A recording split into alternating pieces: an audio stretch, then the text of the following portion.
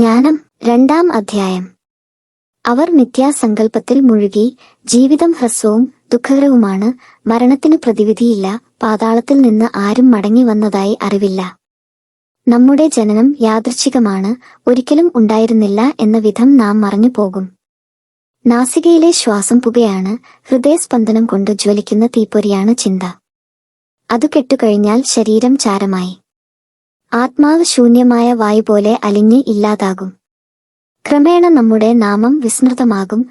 നമ്മുടെ പ്രവൃത്തികൾ ആരും ഓർമ്മിക്കുകയില്ല. ജീവിതം മേഘശകലം പോലെ മാഞ്ഞുപോകും. സൂര്യകിരണങ്ങളേറ്റു ചിതറുന്ന, വെയിലേറ്റ് ഇല്ലാതാവുന്ന മൂടൽ മഞ്ഞുപോലെ അത് നശിക്കും. നമുക്ക് നിശ്ചയിച്ചിരിക്കുന്ന കാലം നിഴൽ പോലെ കടന്നുപോകുന്നു. മരണത്തിൽ നിന്നു തിരിച്ചുവരവില്ല. അത് മുദ്രയിട്ട് ഉറപ്പിച്ചതാണ്. ആരും തിരിച്ചുവരികയില്ല.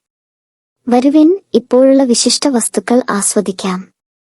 യുവത്വത്തിന്റെ ഉന്മേഷത്തോടെ ഈ സൃഷ്ടികൾ അനുഭവിക്കാം.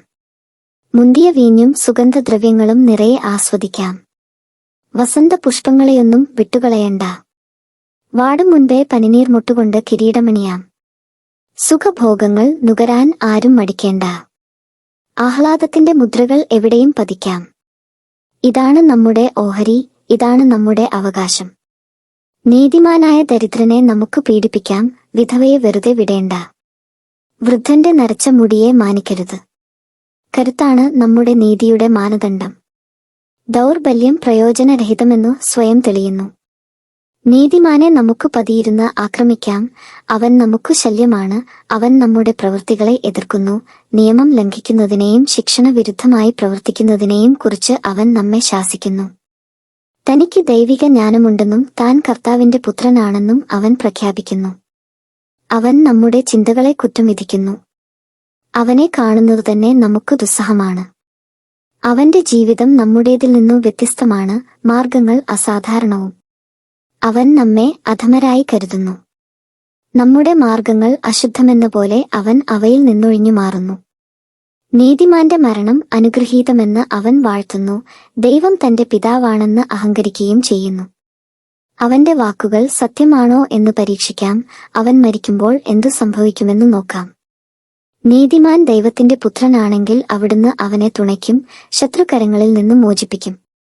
നിന്ദനവും പീഡനവും കൊണ്ട് അവന്റെ സൗമ്യതയും ക്ഷമയും നമുക്ക് പരീക്ഷിക്കാം. അവനെ ലജ്ജാകരമായ മരണത്തിനു വിധിക്കാം. അവന്റെ വാക്കു ശരിയെങ്കിൽ അവൻ രക്ഷിക്കപ്പെടുമല്ലോ. അവർ ഇങ്ങനെ ചിന്തിച്ചു. എന്നാൽ അവർക്ക് തെറ്റുപറ്റി. ദുഷ്ടത അവരെ അന്ധരാക്കി. ദൈവത്തിന്റെ നിഗൂഢ ലക്ഷ്യങ്ങൾ അവർ അറിഞ്ഞില്ല. വിശുദ്ധിയുടെ പ്രതിഫലം പ്രതീക്ഷിച്ചില്ല. നിരപരാധർക്കുള്ള സമ്മാനം വിലവച്ചില്ല. ദൈവം മനുഷ്യനെ അനശ്വരതയ്ക്കു വേണ്ടി സൃഷ്ടിച്ചു. തന്റെ അനന്തതയുടെ സാദൃശ്യത്തിൽ നിർമ്മിച്ചു.